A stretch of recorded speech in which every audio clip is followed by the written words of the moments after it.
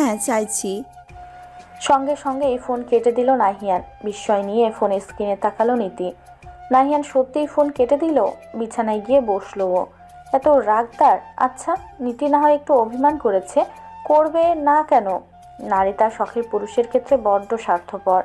শখের পুরুষের সাথে অন্য নারীর ছায়া তো দূরে থাক, অন্য নারীর নাম শুনতেও ঈর্ষা করে। যখন এসব শোনে বা দেখে, তখন তাদের মনে যে ক্ষরণ হয় তারা কি তা বোঝে না? তারা কি জানে না এর হৃদক্ষরণ কতটা যন্ত্রণাদায়ক? সত্যি কি বোঝে না? দাঁত দিয়ে ঠোঁট কামড়ে বসে রইল নীতি। মিনিট খানেক বাদেই আবার কল আসলো। স্ক্রিনে জল করছে অনুভব নামটা। মুখে হাসি ফুটল নীতির। চোখের কোণে থাকা পানিটুকু মুছে রিসিভ করলো। রাগ কমেছে? না, কি বললে কমবে? বলেছি আগেই। আরে, ওকে তো ঠিক মতো চিনিও না, ওকে কিভাবে এসব বলবো? জানি না, কেবল জানি আপনি বলবেন। নীতি, ভালোবাসি। নাহিয়ান বার কয়েক পলক ফেলে আবার জিজ্ঞেস করলো। কি বললে? ভালোবাসি। কেন? কারণ লাগবে? না মানে হঠাৎ কোন কথা থেকে কোথায় গেলে? নীতি হাসলো। ভালো লাগছে না অনুভব, অদ্ভুত লাগছে, ভয় করছে। এসে থেকে রাদিয়া অদ্ভুতভাবে আপনার নাম জপে যাচ্ছে। না পারছি সইতে, না পারছি বলতে। প্রিয় পুরুষটির নাম অন্য নারী কত সহজে নিয়ে নিচ্ছে, তাকে ঘিরে অনুভূতি বলছে। এই অনুভূতি শুনে সেই পুরুষটির প্রেমময়ের মনে যে ক্ষরণ হচ্ছে তা বুঝবেন অনুভব। অনুভব করছেন আপনার প্রিয় কষ্ট পাচ্ছে। নাহিয়ান চুপ রইল। নীতি আবার বলল। আপনি অবুঝ ভীষণ অনুভব, বোঝেন তবুও বোঝেন না। আমি কেবল আমার প্রেমময়ী বিরহবতীকে বুঝি, আশেপাশের কোনো নারীর প্রতি অনুভূতি বোঝার আমার প্রয়োজন পড়ে না প্রিয়, একদমই পড়ে না।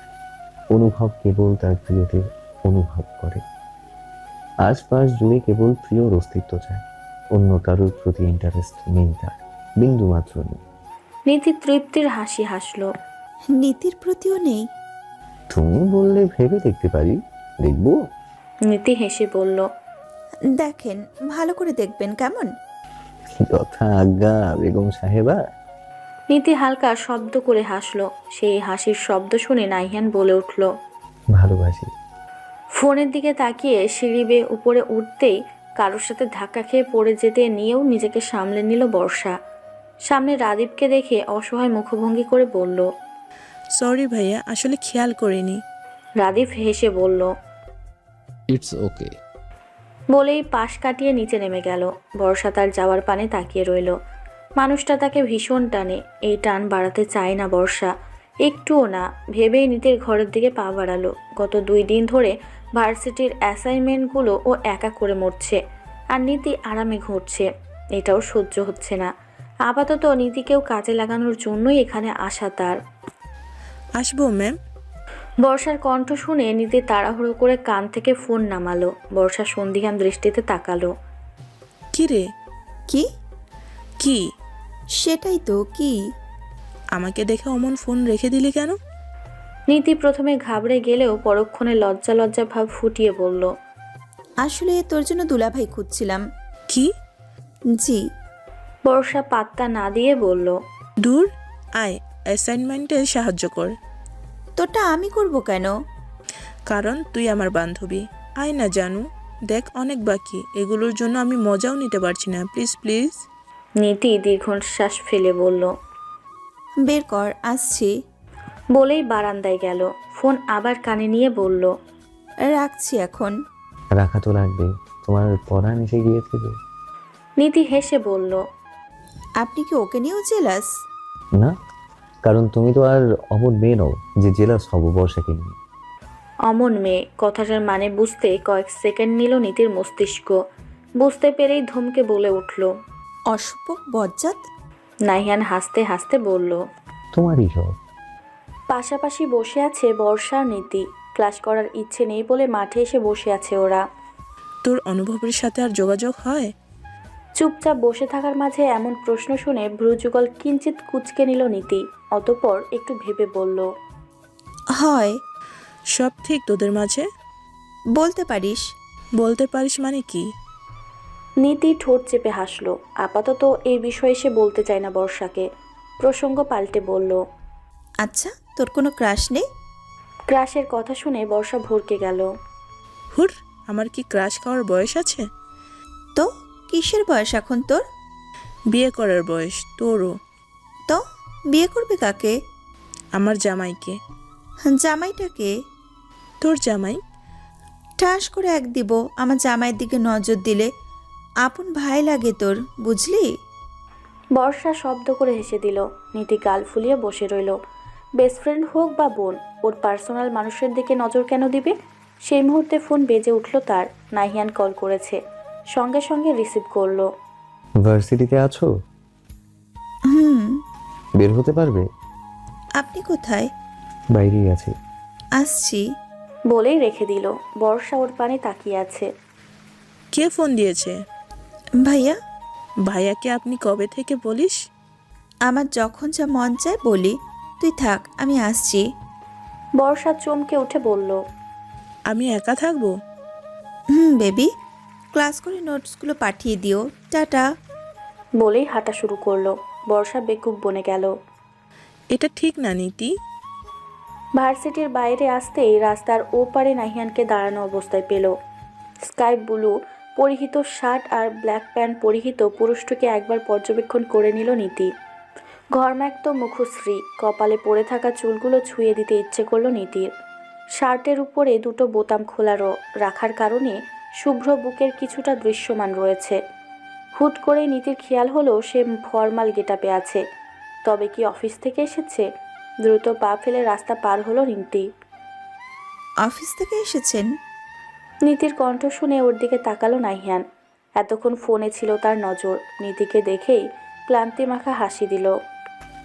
ক্লাস করবে নাকি হাঁটবে? নীতির কথার উত্তর না দিয়ে নাহিয়ানের হাত মুঠোয় নিয়ে হাঁটা শুরু করলো। হাঁটতে হাঁটতেই বলল। আজও কি হাফ টাইম করে ছুটি নিয়েছেন? না, এখানে অফিসের কাজে এসেছিলাম। হাতে অফুরন্ত সময়, ভাবলাম দেখা করেই যাই। ও আচ্ছা, চলুন লাইব্রেরি যাব, বই কেনা লাগবে। নাহিয়ান প্রত্যুত্তর করলো না। লাইব্রেরিতে গিয়ে নিজের প্রয়োজনীয় বই নেওয়ার মাঝেই কেউ নীতিকে ডাক দিল। হাই নীতি। পুরুষালী কণ্ঠ শুনে নীতি নাহিয়ান দুজনই তাকালো। নীতি সৌজন্যমূলক হাসি দিলেও নাহিয়ান ভ্রু কুঁচকে তাকালো। আরে ভাইয়া, আপনি? ছেলেটি হেসে ওর পাশে দাঁড়ালো। এখানে কে করছো? বই নিতে এসেছি। আপনি? আমিও। অতঃপর নাহিয়ানকে উদ্দেশ্য করে বলল। তোমার ভাইয়া? মুহূর্তে ভ্রু আরও কুঁচকে নিল নাহিয়ান। নীতি একবার নাহিয়ানের দিকে তাকিয়ে বলল। না, আত্মীয় আমাদের। ও হ্যালো। নাহিয়ান অনিচ্ছা সত্ত্বেও হাসলো, কিছু বলল না। অতঃপর ছেলেটি নীতিকে বলল। ভার্সিটি যাবে তো চলো। না, বাড়ি যাব। ও চলো পয়সা দিই। না, প্রয়োজন নেই। এই যে ওনার সাথে যাব। আসি ভাইয়া, আসসালামু আলাইকুম। বলেই বই নিয়ে বেরিয়ে এলো। হাঁটতে হাঁটতেই নাহিয়ান জিজ্ঞেস করলো। ছেলেটাকে ভার্সিটির সিনিয়র ভাই। নাম কি কে জানে? সবসময় কি এমন সেধে এসে কথা বলে?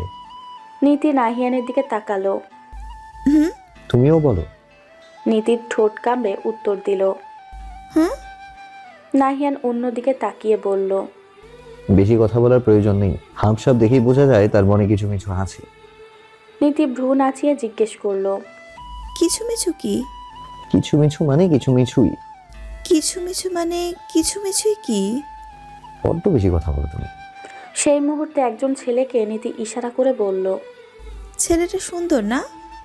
নাহিয়ান ছেলেটার দিকে এক পলক তাকিয়ে নীতির দিকে চোখ পাকিয়ে তাকালো। নীতি ঠোঁট কামড়ে হেসে ছেলেটার দিকে তাকিয়ে রইল। ছেলেটা পাশ কাটিয়ে চলে যাওয়ার পরও সে পিছে ঘুরে ছেলেটিকে দেখতে লাগলো। নাহিয়ান ওর মাথার সামনের দিকে ঘুরিয়ে বলল। সামনে তাকাও।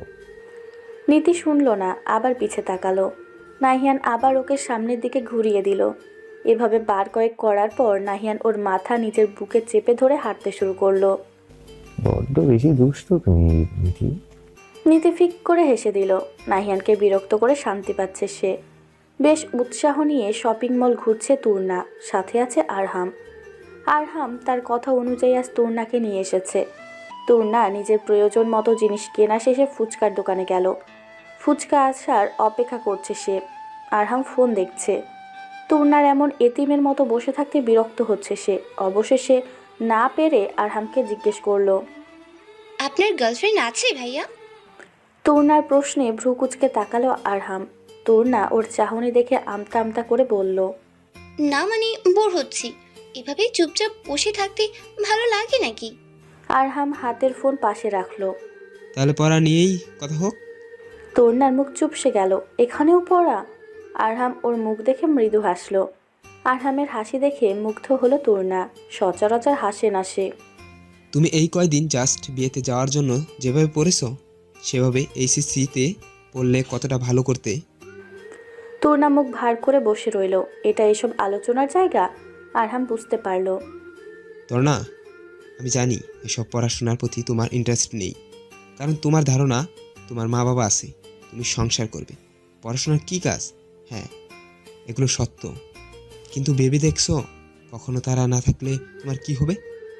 তূর্ণা নড়ে চড়ে বসলো। হ্যাঁ, তাদের সম্পদ হয়তো তোমায় সাহায্য করবে, কিন্তু কতটা আর কতদিন?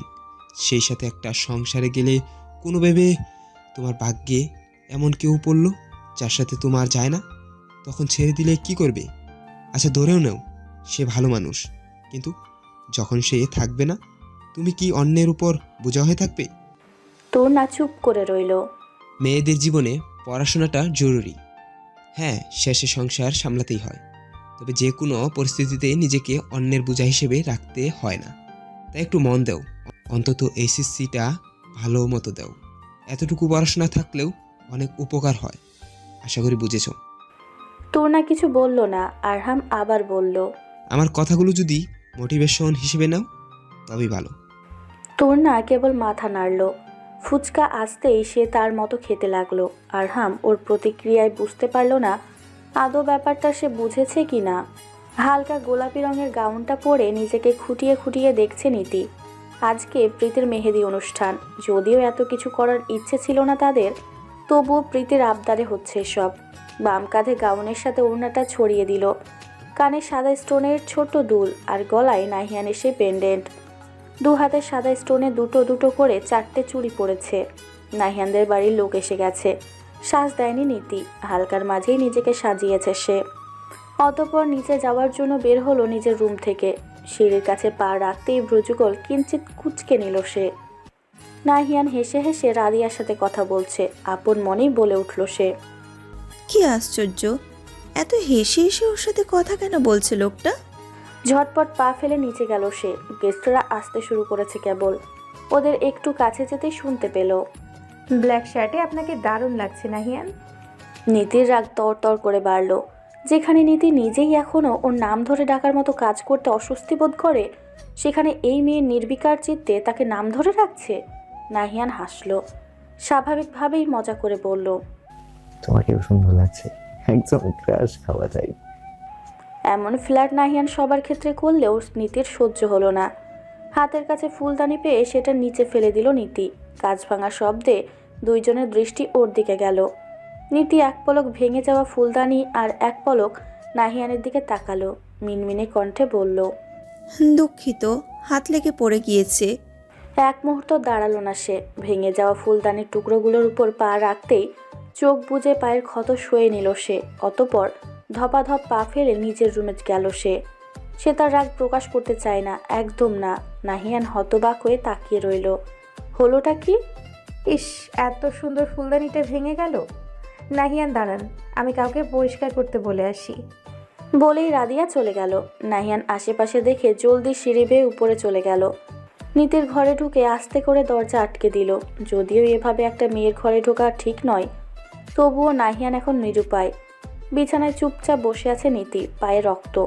অত গভীর ক্ষত না হলেও কম হয়নি। নাহিয়ান দীর্ঘশ্বাস ফেলল। ওর সামনে দাঁড়িয়ে বলল, ফার্স্ট এইড কিট আছে? নীতি মুখে উত্তর না দিয়ে বিছানার পাশে থাকা ড্রয়ার আঙুল দেখিয়ে দিল। নাহিয়ান সেটা বের করে অ্যান্টিসেপটিক নিল তুলোতে। অতঃপর হাঁটু গেড়ে বসে নীতির পায়ে লাগিয়ে দিতে লাগলো। ওটা ভেঙেছো কেন? রাগ নিয়ন্ত্রণ হয়নি বলে। এত রাগ কিসের তোমার? আপনি ওকে সুন্দর কেন বললেন? নাহিয়ান দীর্ঘশ্বাস ফেলল। আমি সবাইকেই এটা বলি নীতি, আগেও বলতাম, এখনো, নতুন কিছু নয়। নীতি চুপ করে রইল। সব কিছু এভাবে অস্বাভাবিকভাবে নিলে চলবে? তুর্নাকে তো নেইনি আমি। মানে?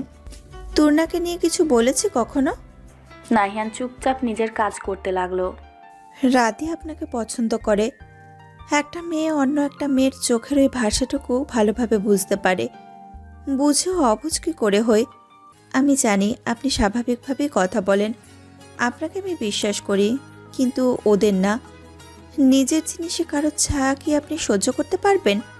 সেদিন ওই ভাইয়াকে দেখে আপনি কি বলেছিলেন মনে আছে? প্রিয় মানুষগুলো এমনই হয়, তাদেরকে কারোর সাথে ভাগ করা যায় না, তাদের আশেপাশে অন্য কোনো নারী বা পুরুষকে সহ্য করা যায় না, একদম না।